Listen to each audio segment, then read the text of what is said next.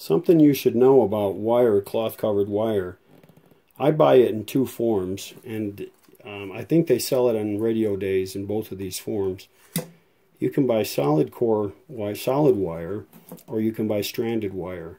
They both have their uses. When I'm under a chassis and wire that's never ever going to be moved, everybody knows that's a good time to use solid wire because it's much easier to work with than stranded wire, and it's easier to solder.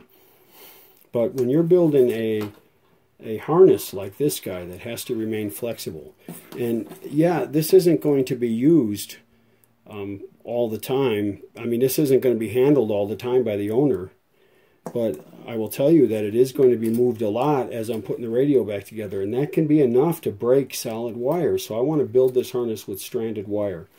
I used the stranded wire. Now, you know, Bob Anderson said something in one of his TV videos a while back. He was talking about this reproduction wire and that it's too thick, and I agree with him. It is too thick, and I wish they'd come up with a way to make it a little bit thinner. Some of the stuff that's quote-unquote unrated is thinner, and I like to use that. You know, if I'm doing something in B+, I'll use this stuff here with the thicker stuff, but I buy the quote-unquote unrated stuff when I'm doing you know, signal stuff in the RF stages and the IF stage, you know, the stuff where there isn't an awful lot of current flowing through the wire or high voltage. I'll go ahead and use this, what Radio Days used to call anyway, unrated, and because it's easy to work with. I like this stuff. I don't use it for everything, and I'll ask the owner, what do you want? If the person that owns the radio doesn't mind having PVC wire under the chassis, then I don't use this because this stuff's expensive, and I can get PVC wire for about 12 cents a foot over at Rayalco. And it's good American-made wire, vintage wire that's brand new, so it's new old stock, and it's really good wire. And he also has some rubber-insulated stuff. But if it's going to be visible, I always use the cloth-covered. And sometimes I'll kind of smudge the cloth-covered up to make it look old. It just depends on what the person who owns the radio wants. But bear in mind, guys, if you're building something like this wire harness, it's really tempting to just build it with solid wire. But you'll be sorry. One of them will break somewhere as you're manipulating it, and then you're sort of screwed, and you have to find it and fix it. And sometimes that means partially disassembling the harness, which is not fun once you've got it in place. Just a thought. You know, check out Radio Days. You'll find this wire there.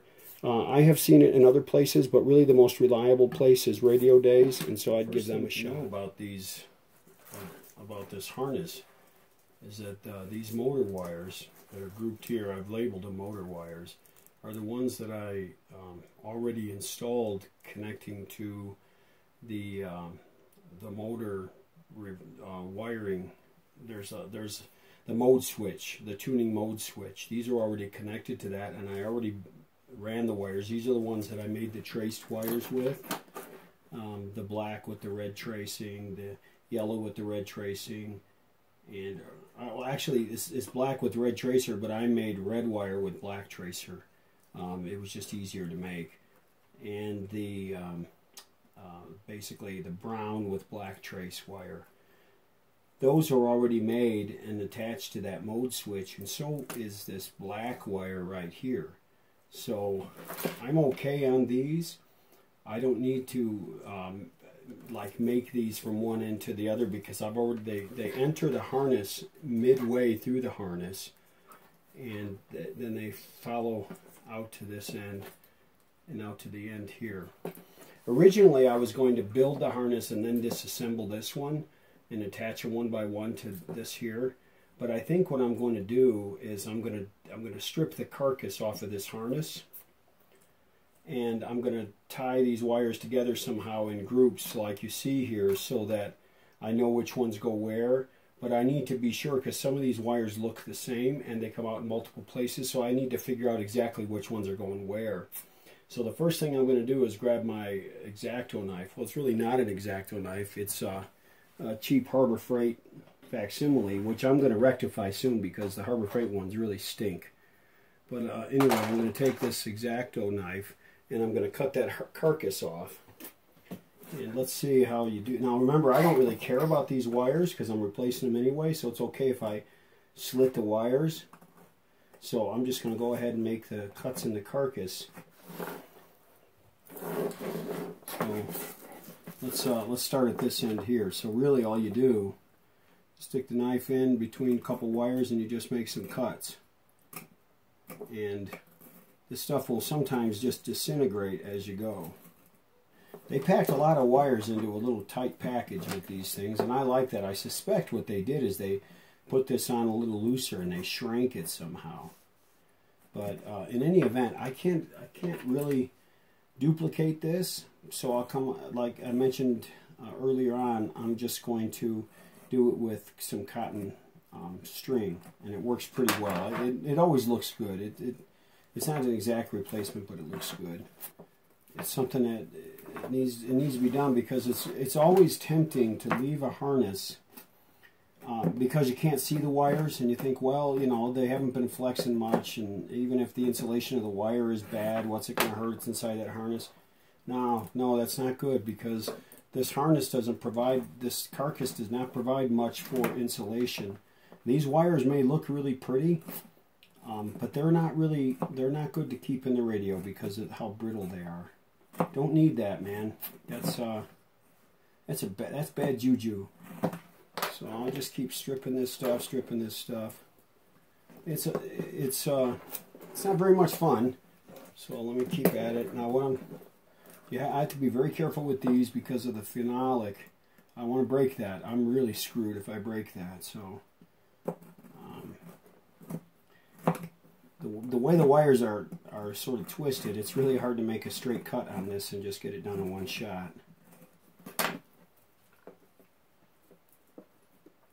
It's even harder if you want to preserve the wires that are inside. I've had to do that before, where I knew there was one bad wire or maybe a resistor or something was packed inside the harness and I needed to get to it. That's a real bugger. Okay, so this is the first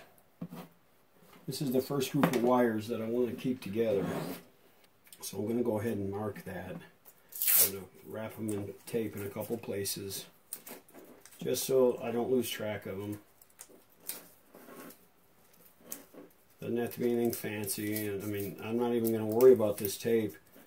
You know, I'm not going to like have to remove this tape or anything. Once I build this harness, then I'm just going to toss this wire because it's not useful for anything.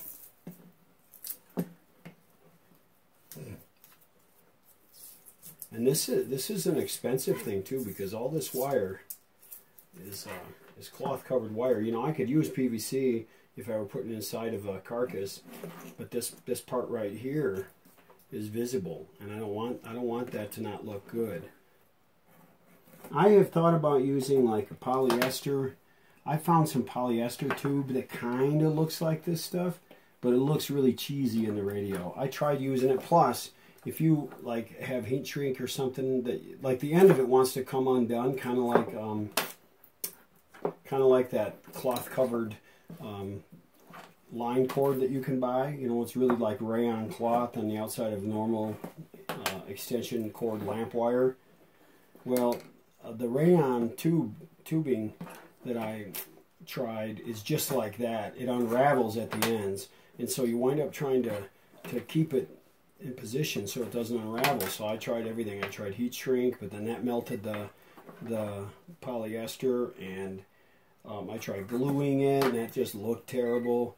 And so I gave up on the whole idea. If I can find a way to do this cloth carcass, I would do it. Okay, so this is the point where the wires enter the whole assembly. This is one of those points, so I want to make sure I put tape on either side of that point so it's real visible.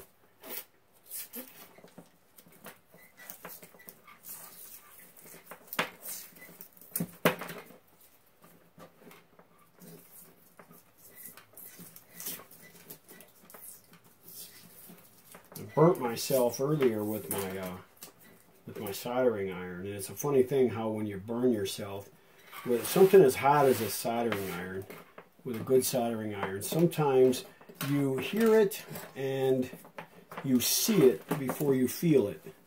Alright, so I touched my finger with the soldering iron, I touched it, and I heard it sizzle, and I saw it touch, and I think I saw it sizzle, and then about a second later I felt it sizzle, And I think the whole experience wouldn't have been too bad, except for the feeling part.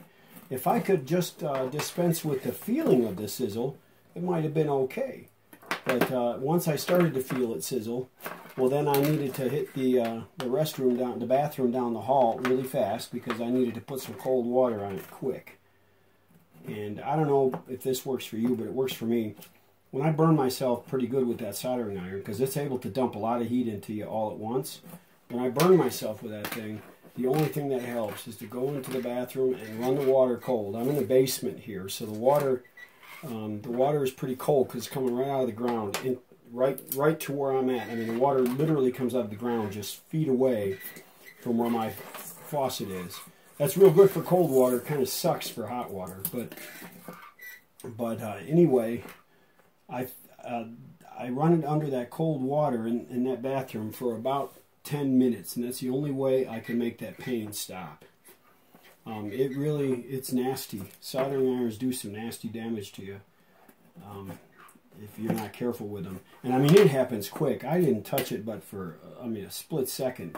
The problem is your brain, at least my brain, doesn't react quickly enough to get that hand away from that soldering iron without causing some damage. It would be really cool if we had a way that we could sense it before we touched it. Kind of like when I used to have long hair. Believe it or not, I actually had long hair. I mean, I was in high school in the late 70s and early 80s. And that's when all the hair bands were around. So I had long hair and a big beard. You know, I kind of looked like... I intentionally looked like the guys in ZZ Top with the long beard. Anyway, when I had long hair... I never had the trouble with bumping my head into things like I do now that I have short hair, like a flat top.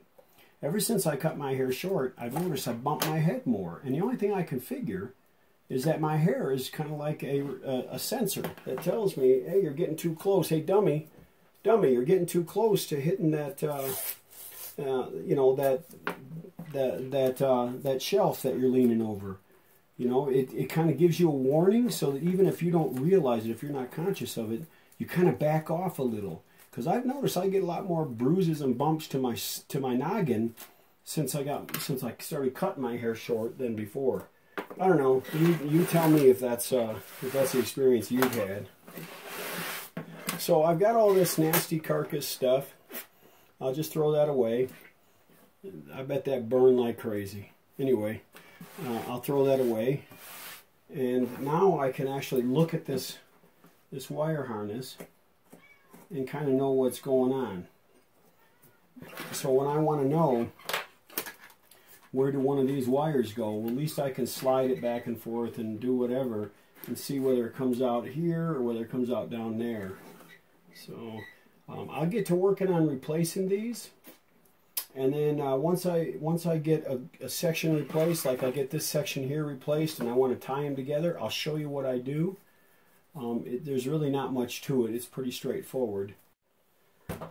So once I get enough of these replaced so that I can tie a bundle together like this bundle right in my hand right now, then I will come back and show you what that looks like, what that tying looks like. And I'll build this bundle one section at a time. You know, I'll build this harness one bundle at a time until it's done. Okay, I'll have to remove the solder from each one of these contacts, one by one, and pull that wire off, and then solder the new wire in its place. And it will be pretty quick. I'll have this bundle, this section right here, all assembled. Alright, I'm going to have my sustenance here before I begin on this wire, so here goes. I'm going to need it. Oh man. Oh yeah. Oh yeah, that's good. I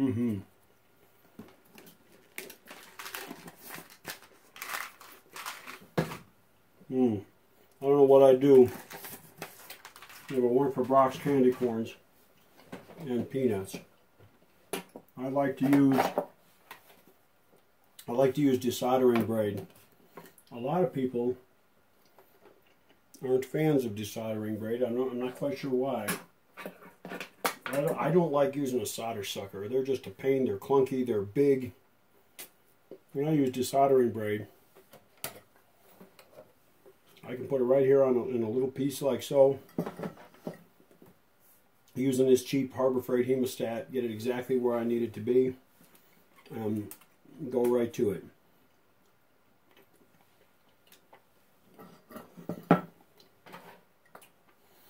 I'm going to start by removing the solder from this terminal right over here. I sure am going to miss that multicolored wire.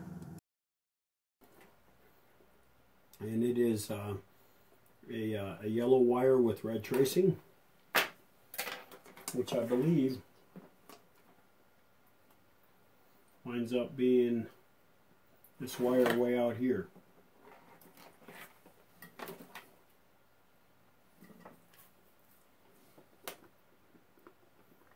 Nope, that's this one right here on this end. I'm going to leave that one till last because I've already mounted that wire on the radio. So I could remove it, but then I wouldn't have anything to put back in its place. It's too easy to mess up that way. And I have already connected this radio up to this wire up to the switch on the radio. So let's start with the number 2 wire. Hey, a guy can change his mind, can't he? And that wire is a yellow wire with blue tracing. So we're going to start this wire right here, yellow with blue trace. Soldering iron is cooking. Let's get some of this solder off of here. I like to use one of these little. Told you I was born with 2 left hands.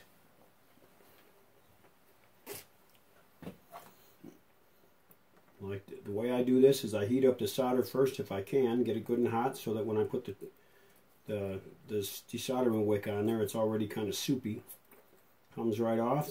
The only problem with using desoldering wick is you use a lot of it. If it's, with old time radios, man, they put like puddles of solder on stuff. I'm not, they had those gigantic soldering irons and they didn't have any choice.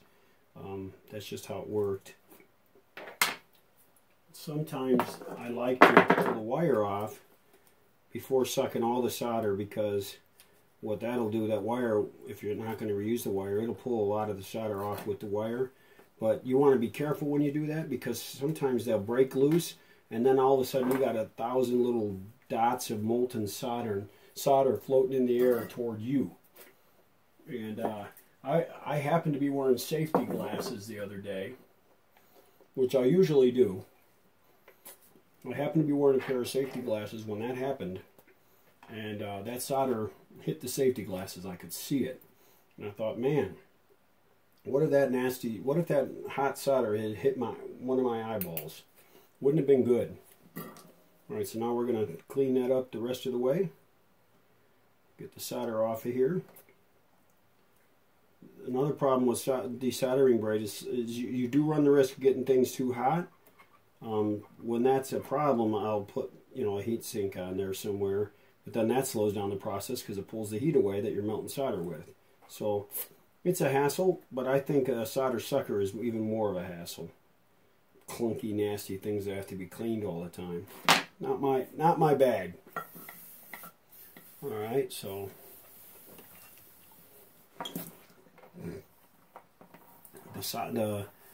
the tinning compound that I use for my soldering iron is the lead-based stuff I get at Rayelco. I don't like the lead-free crap. It just doesn't work very well.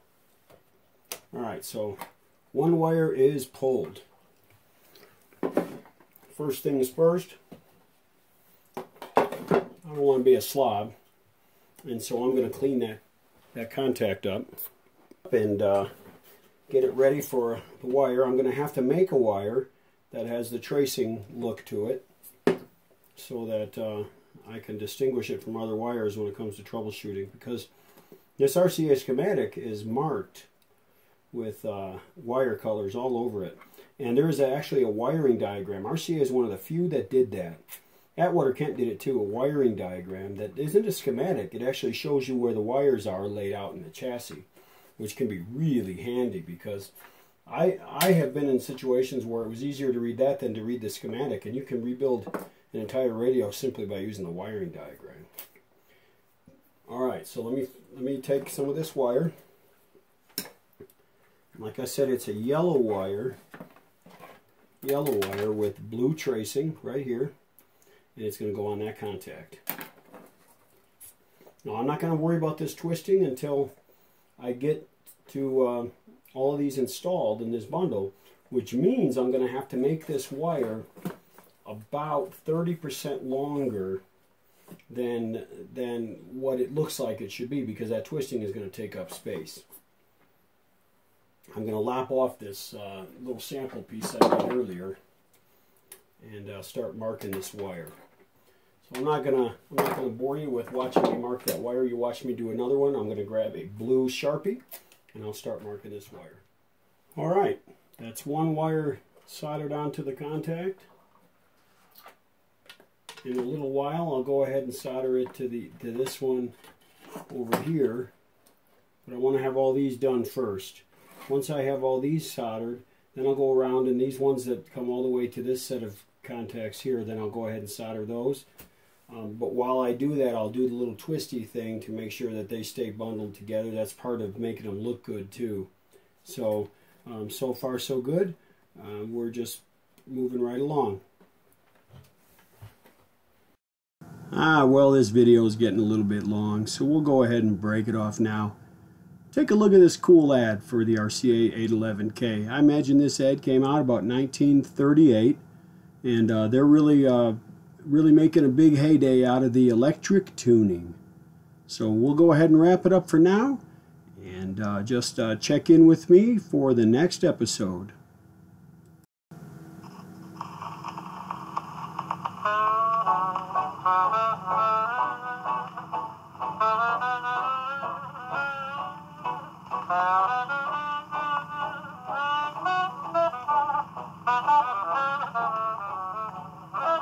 When skies are cloudy